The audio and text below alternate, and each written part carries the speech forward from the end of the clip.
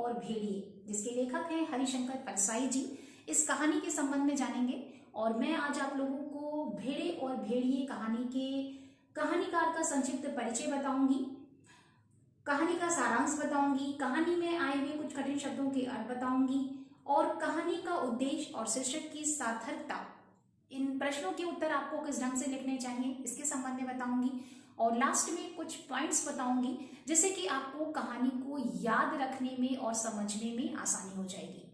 ठीक है, तो सबसे पहले हम लोग लेखक का संक्षिप्त परिचय जानते हैं। भेड़े और भेड़िए कहानी के लेखक हैं हरिशंकर परसाई जी और हरिशंकर परसाई जी हिंदी साहित्य के एक प्रसिद्ध व्यंग्यकार के रूप में माने जाते हैं। इनका जन्म मध्य प्रदेश के होशंगाबाद में 22 अगस्त 1922 को हुआ था।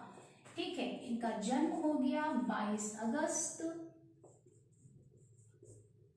1922 ईस्वी, होशंगाबाद, मध्य प्रदेश।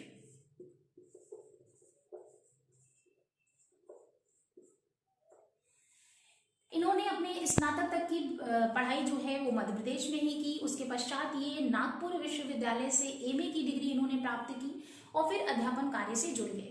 क्योंकि बचपन से इनकी रुचि जो है वो लेखन में थी, इसलिए इन्होंने अपनी नौकरी छोड़ दी, यानी अध्यापन कार्य छोड़ दिया और स्वतंत्र रूप से साहित्य सृजन करने लगे।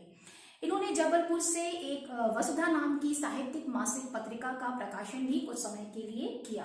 ठीक है, हरिशंकर परसाई जी को हिंदी साहित्य में केवल एक व्यंग्यकार के रूप में ही नहीं जाना जाता, बल्कि ये एक उपन्यासकार, कहानीकार और निबंधकार के रूप में भी जाने जाते हैं।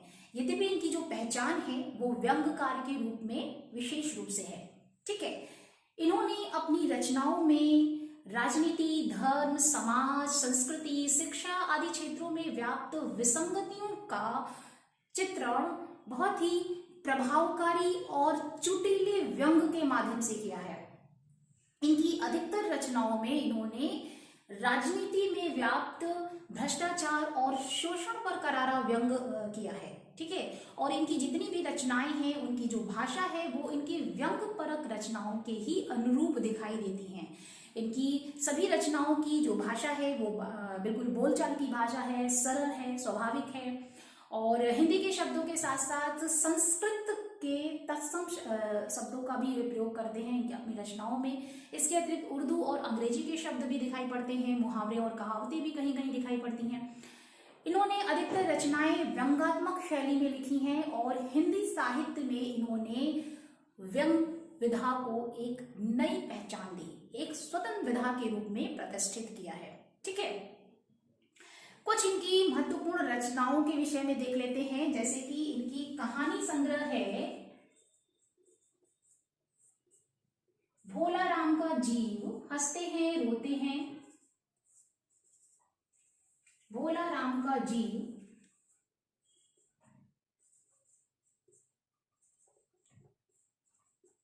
हंसते हैं रोते हैं। ठीक है, कुछ उपन्यास हैं जैसे कि रानी नागफनी की कहानी,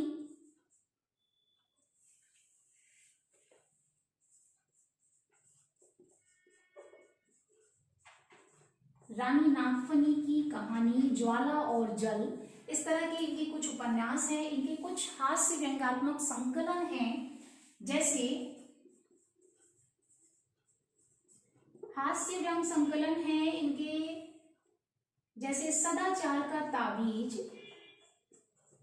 ठिठुरता हुआ गणतंत्र, ठिठुरता हुआ गणतंत्र, निठल्ले की कहानी, सुनो भाई साधो, विकलांग श्रद्धा का दौर, इस तरह के इनकी कुछ प्रमुख रचनाएं हैं। और विकलांग श्रद्धा का दौर पर इन्हें साहित्य अकादमी सम्मान से भी सम्मानित किया गया। ठीक है, साहित्य अकादमी सम्मान।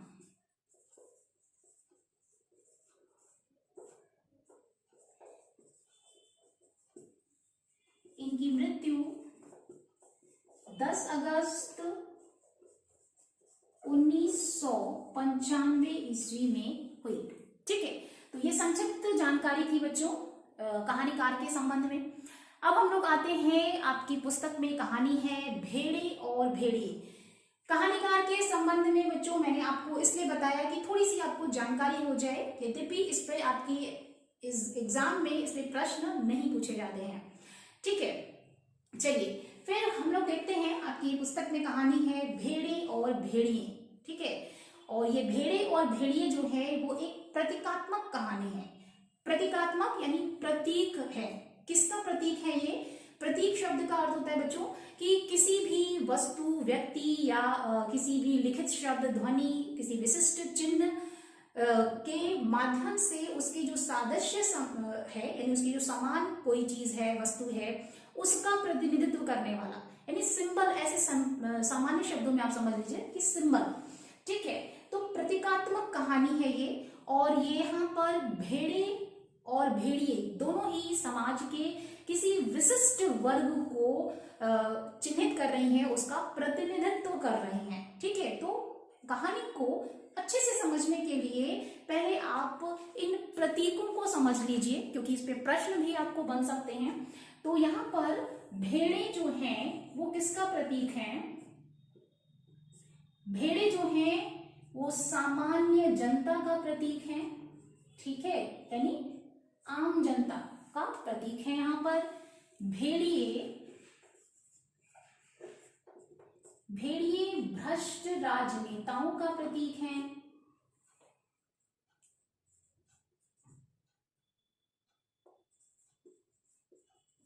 और कहानी में एक है बूढ़ा सियार। ठीक है, एक पात्र है बूढ़ा सियार, जो कि महत्वपूर्ण भूमिका अदा की है इसने कहानी में। ठीक है, तो ये है हमारे समाज में कुछ चापलूस व्यक्तियों का प्रतिनिधित्व करता है। ठीक है, और कहानी में 3 रंग के सियारों का भी जिक्र किया गया है, तो वो भी किसके प्रतीक हैं इसके संबंध में जान लीजिए पहले आप। ठीक है, पीले रंग का सियार है। ठीक है, तो ये किसका प्रतीक है? विचारक, विद्वान, कवि और लेखक का। ठीक है, और नीले रंग का सियार प्रतीक है नेता और पत्रकार का। ठीक है, और हरे रंग का सियार प्रतीक है धर्म गुरु का। ठीक है, जो धर्म की शिक्षा देते हैं।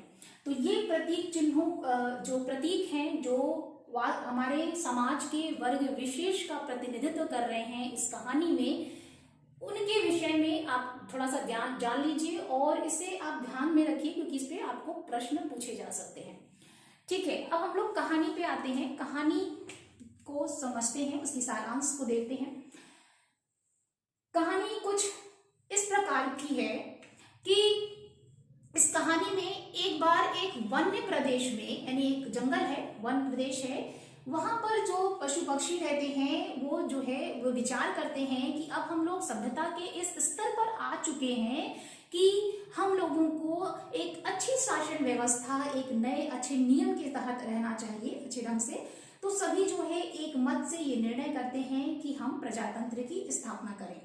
ठीक है, तो एक क्रांतिकारी परिवर्तन होता है, बहुत अच्छे बदलाव का समय होता है, तो सभी पशु पक्षी जो है वो बहुत ही खुश होते हैं, सभी जीव जंतु जो है वो खुश होते हैं।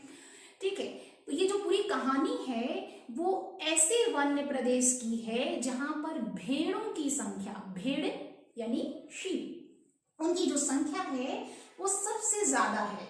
ठीक है, तो ये भेड़े जो है वो इतनी दयालु, इतनी विनयी हैं, यानी बहुत ही सभ्य हैं, ऐसी भेड़े हैं वो, और वो घास को भी फूक फूक कर खाती हैं, यानी बहुत ही सीधी सादी सी भेड़े हैं, और उनकी संख्या पूरे वन प्रदेश में ज्यादा है। तो ये भेड़े जो हैं वो इस निर्णय से बहुत ही खुश होती हैं कि अब प्रजातंत्र की स्थापना होगी तो हम अपने प्रतिनिधि को भेज करके उससे नया कानून बनवाएंगे कि कोई भी जीवधारी किसी भी दूसरे जीवधारी को न सताए, न परेशान करे, उसे कष्ट न पहुंचाए, जिससे कि पूरा जो वन प्रदेश का जो समाज है वो पूरा बहुत ही सद्भावनापूर्ण हो, भाईचारे वाला हो। ठीक है, तो वो ऐसा सोचती हैं भेड़े जो हैं। लेकिन उसी वन प्रदेश में कुछ भेड़िए भी रहते हैं। ठीक है, और भेड़िए जो यानी वोल्फ जो है वो हिंसक पशु है, एक तो हिंसक पशु जो है वो चूंकि अभी तक पूरा जो है किसी भी जीव जंतु का शिकार करके खा लेता था और अपना जीवन यापन करता था, लेकिन अगर नियम कानून बन गए कि कोई भी जीवधारी किसी जीवधारी को नहीं कष्ट पहुंचा सकता, तो इस नियम के कारण फिर वो बंध जाएंगे और वो ऐसा नहीं कर पाएंगे। तो इस बात से वो बहुत ही परेशान हैं, उदास हैं कि ऐसा नियम आ जाएगा। यानी भेड़िए जो हैं वो दुखी हैं और भेड़े जो हैं वो प्रसन्न हैं। ठीक है। अब एक दिन क्या होता है कि एक बूढ़ा सियार जो है वो भेड़िए को उदास देखता है और उससे पूछता है कि ऐसा क्या है मालिक कि आजकल मैं देख रहा हूं कि आप बहुत ही उदास रहते हैं, ऐसी क्या परेशानी है।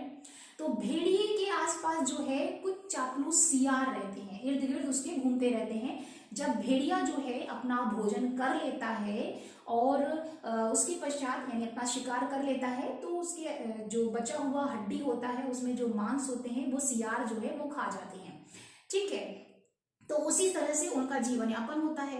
तो अब जो सियार जो है वो भेड़िए से पूछता है कि आप जो है क्यों उदास हैं। तो इस पर भेड़िया कहता है कि तुम्हें क्या पता नहीं है कि वन में जो है एक नई सरकार आने वाली है।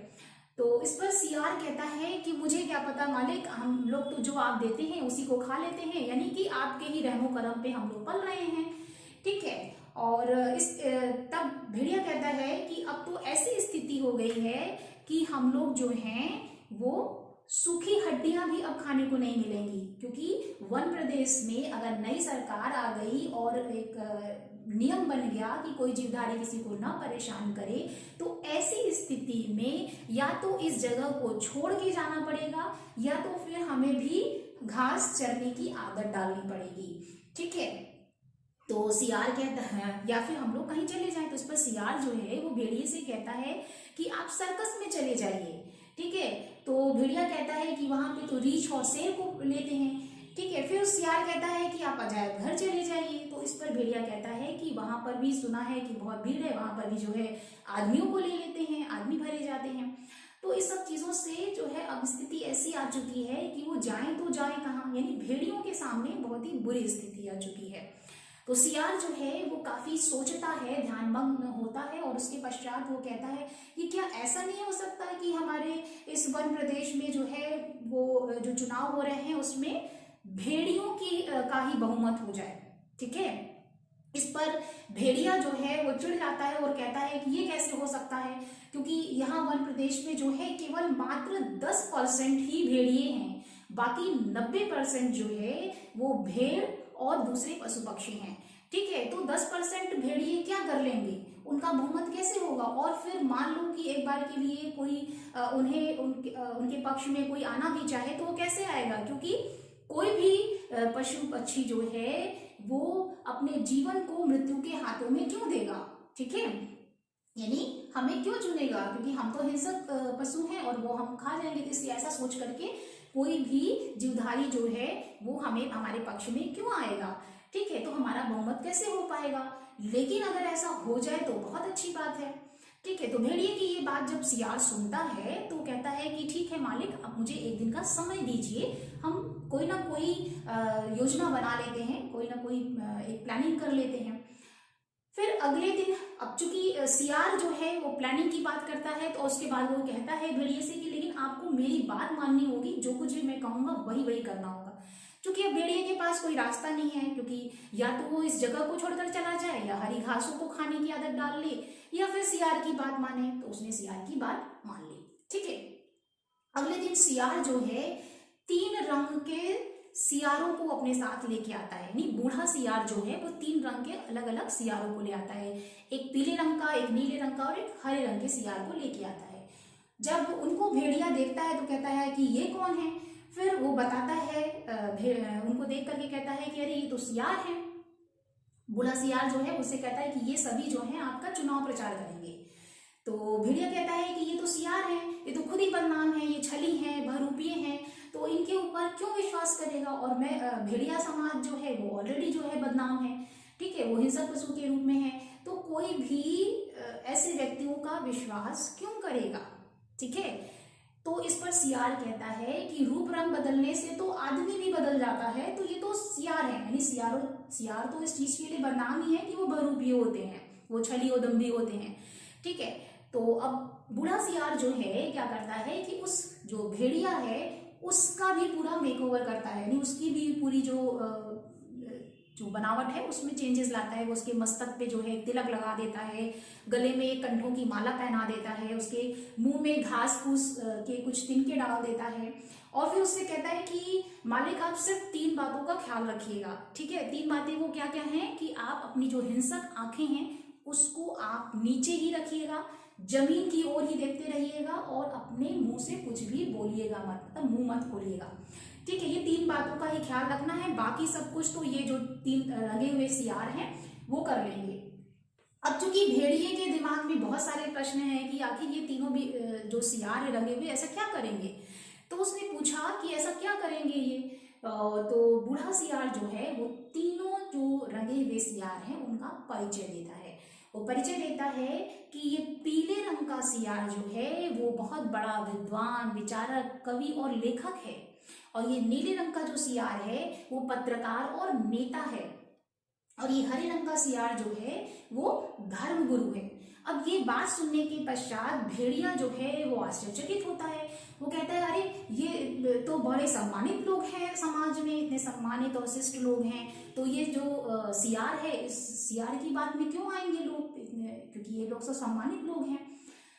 तो इस पर बूढ़ा सियार जो है वो कहता है कि ये सच्चे नहीं हैं, रंगे हुए हैं। ठीक है, तो यहाँ पर ये लाइन जो है वो बहुत ही इंपॉर्टेंट लाइन है कि सच्चे नहीं रंगे हुए हैं, यानी कह सकते हैं कि हमारे समाज में कुछ जो लोग हैं जो प्रतिष्ठित वर्ग के हैं उस प्रतिष्ठित वर्ग का चोंगा पहन लेते हैं, यानी उनकी रेखा को धारण कर लेते हैं, लेकिन वास्तव में अंदर से क्या होते हैं, वो कपटी और चालाक होते हैं।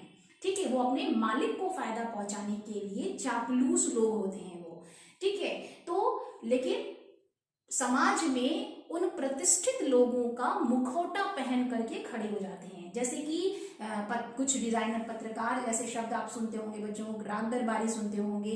तो इस तरह के जो लोग हैं वो मुट्ठी भर के लोग हैं, चुनिंदा लोग हैं, लेकिन पत्रकार, कवि, लेखक, विचारक, इन लोगों की जो प्रतिष्ठा है हमारे समाज में वो देश और समाज की उन्नति में योगदान करते हैं, लेकिन ऐसे लोगों का चोंगा पहन करके, ऐसे लोगों का कह सकते हैं कि मुखौटा पहन करके कुछ चापलूस लोग जो हैं वो समाज में अपने मालिक को फायदा पहुंचाने के लिए कुछ गलत कार्य भी करते हैं।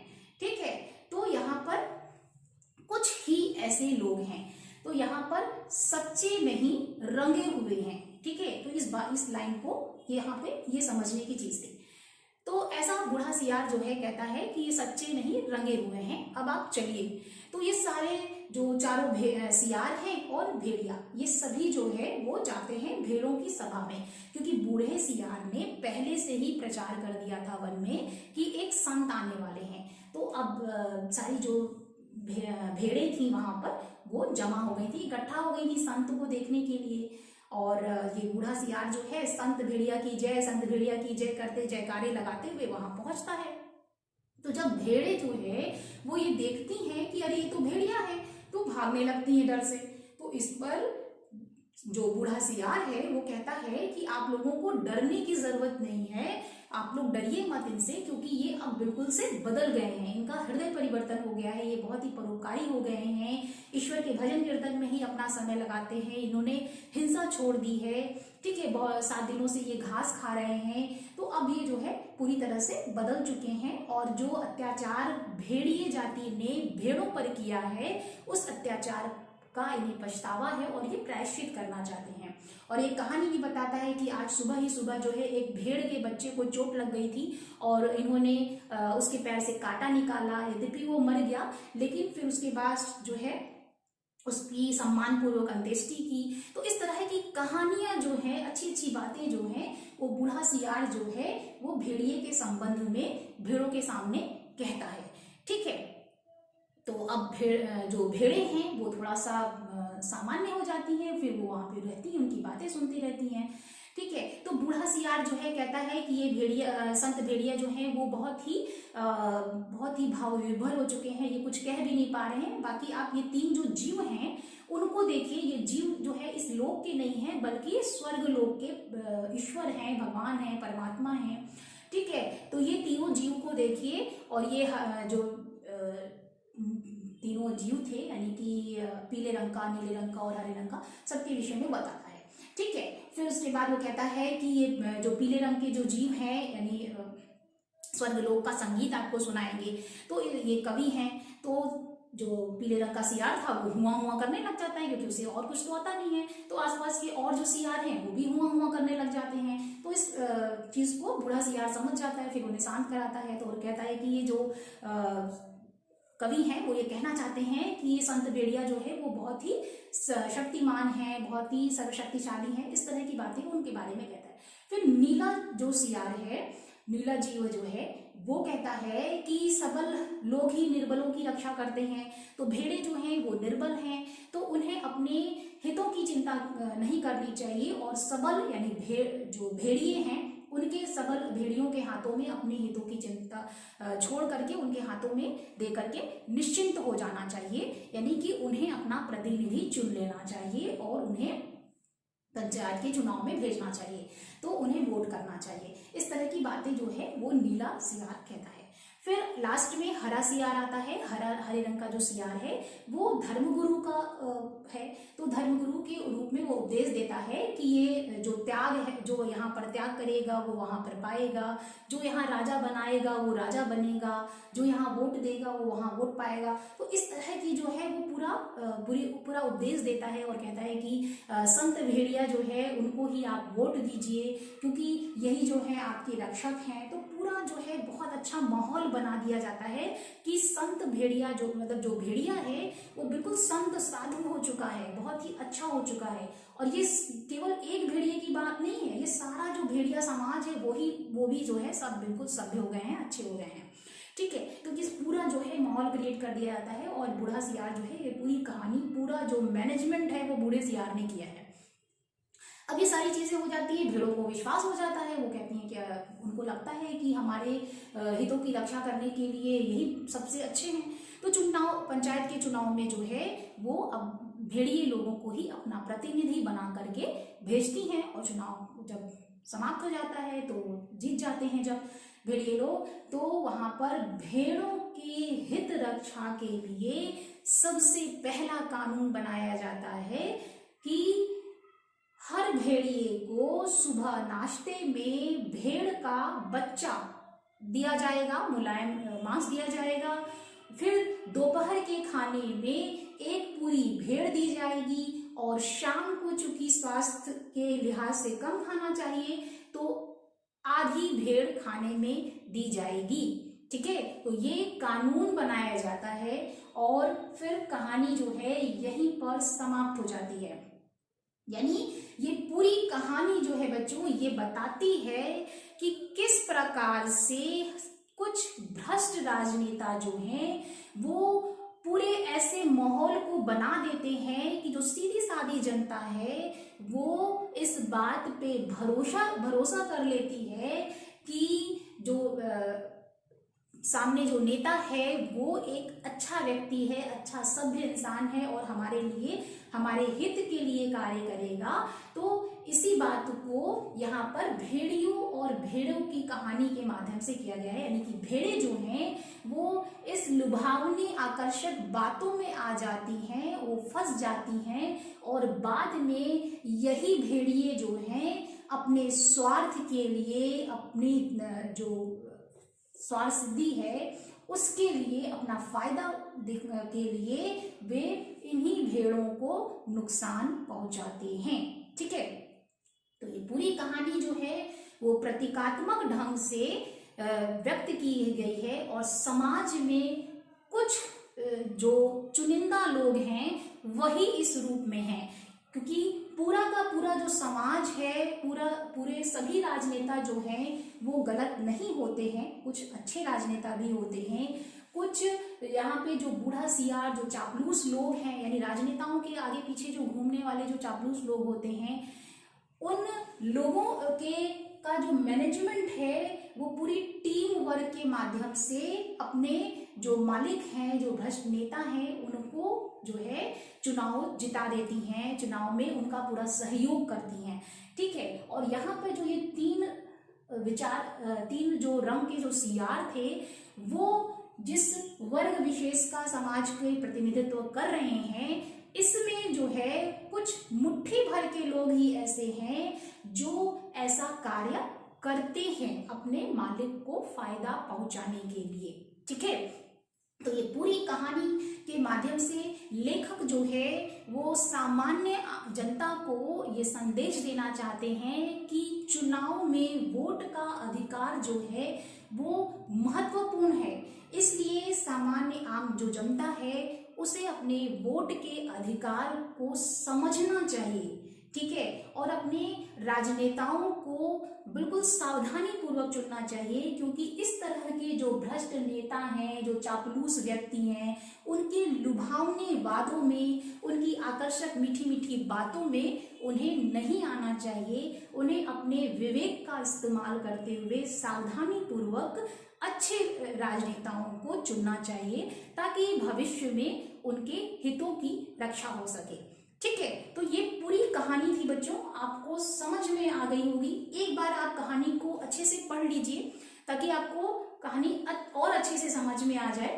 ठीक है। क्योंकि ये बहुत ही व्यंगपरक कहानी है और बहुत मतलब कह सकते हैं कि प्रैक्टिकल चीज है, यहाँ पर प्रैक्टिकल बातें ही बता रहे हैं लेखक जो है। और इनकी कहानियां जो हैं वो बहुत ही अच्छी लगती हैं इस तरह से, क्योंकि वो समाज की जो वास्तविकता है, जो समाज में जो छोटी छोटी चीज़ों में जो भ्रष्टता है, उनको उजागर करते हैं और लोगों का ध्यान आकर्षित करते हैं उसकी तरफ। तो इस कहानी के माध्यम से भी लेखक जो है यही करना चाह रहे हैं। ठीक है। अब हम लोग कहानी में कुछ कठिन शब्द हैं उनको देख लेते हैं, ताकि आपको कहानी को समझने में आसानी हो जाए। ठीक है। कुछ कठिन शब्द इस प्रकार से हैं, जैसे कि कठिन शब्दों के अर्थ है सभ्यता। सभ्यता का अर्थ होता है सभ्य होने की अवस्था या शिष्टता, शालीनता। ठीक है। कल्चर जिसको कहते हैं। शासन व्यवस्था, शासन प्रणाली। ठीक है, यानी सिस्टम ऑफ एडमिनिस्ट्रेशन। प्रजातंत्र यानी ऐसी शासन व्यवस्था जिसमें जनता द्वारा चुने प्रतिनिधियों का शासन हो। क्रांतिकारी, किसी प्रकार का कोई बड़ा परिवर्तन। ठीक है। मत, राय, हर्ष, खुशी, लहर, तरंग, समृद्धि, संपन्नता, सुरक्षा, हिफाजत, रखवाली। निहायत, नेक, बहुत भली। प्रतिनिधि, नुमाइंदा, प्रतिनिधित्व करने वाला। बंधुत्व, भाईचारा, उल्लास, बढ़ना, खुशी बढ़ना। संकट काल यानी मुसीबत का समय। दिल बैठना, मन में निराशा बढ़ना। अजायब घर, संग्रहालय, खिन्न, उदास, दुखी। हिंसक आंखें, हिंसा से भरी आंखें। पोल खुलना, रहस्य प्रकट हो जाना। विचारक, चिंतक। धर्मगुरु, धार्मिक शिक्षा देने वाला। गले में कंठी, गले में पहनी हुई माला। सहस्त्रों, हजारों। अत्याचार, जुल्म, अन्याय। सर्वशक्तिमान यानी सब शक्तियों से युक्त। लक्ष्य, लाखों। अर्पित करना यानी भेंट करना। ठीक है। तो आप ये सारे जो वर्ड्स हैं, इन शब्दों के अर्थ जो हैं वो आप इसकी स्क्रीन पे आ रहा होगा, तो आप स्क्रीनशॉट भी कर सकते हैं बच्चों, या फिर आप इन्हें कहीं नोट कर लीजिए, ताकि जब भी आप कहानी पढ़िए तो आपको कहानी को समझने में आसानी हो जाए। ठीक है। अब हम लोग आते हैं इस कहानी के शीर्षक की सार्थकता पर, क्योंकि एक महत्वपूर्ण प्रश्न है, अक्सर एग्जाम में पूछ लिए जाते हैं, तो इसे आप किस ढंग से लिखेंगे इसके संबंध में भी जान लीजिए। क्योंकि कहानी का शीर्षक जो है वो सार्थक होना चाहिए, क्योंकि ये बहुत ही महत्वपूर्ण होता है किसी भी पाठक को कहानी के विषय विस्तार को समझने के लिए। तो उस लिहाज से भेड़े और भेड़िए कहानी का शीर्षक सार्थक और उचित है। प्रस्तुत कहानी प्रतीकात्मक ढंग से लिखा गया एक व्यंग है, एक तीखा व्यंग है।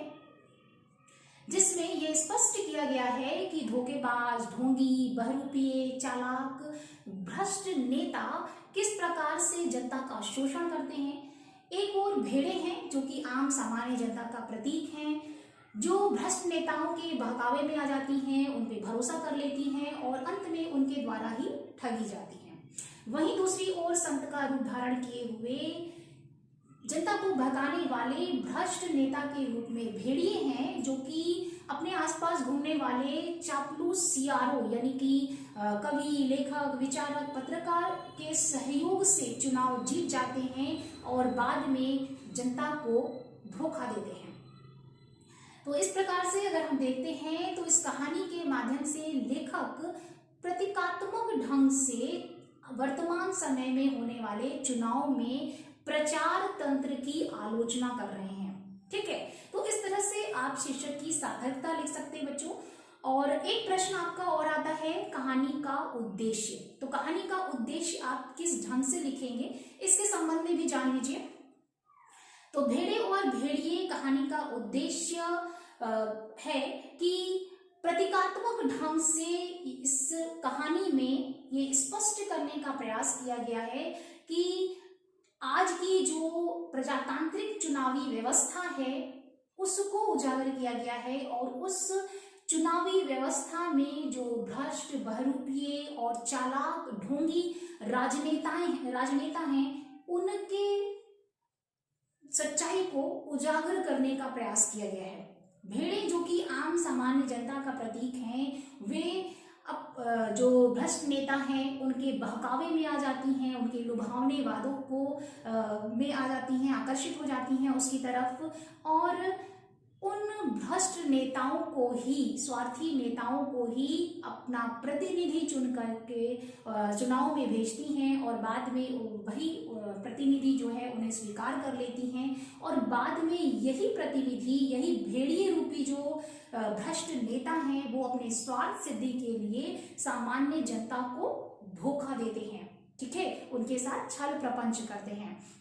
तो इस प्रकार से इस कहानी के माध्यम से लेखक देश के जो जनता है इन भ्रष्ट नेताओं, चुनावी जो षड्यंत्र है, राजनीतिक जो षड्यंत्र है उसका जो सच्चाई है उसको पर्दाफाश उसका करते हैं, उसको उजागर करते हैं और जनता को ये समझाना चाहते हैं कि चुनाव में वोट का जो अधिकार है उसके प्रति सामान्य जनता को सतर्क करना चाहते हैं, सचेत करना चाहते हैं कि ताकि जो जनता है वो भ्रष्ट राजनेताओं और उनके आसपास घूमने वाले जो चापलूस सीआर हैं उनके बहकावे में ना आए, उनके छद्म रूप के बहकावे में ना आए और अपने बुद्धि विवेक का इस्तेमाल करते हुए बहुत ही सावधानी पूर्वक अपने वोट के अधिकार का उपयोग करें। ठीक है, तो इस तरह से आप कहानी का उद्देश्य जो है लिख सकते हैं बच्चों।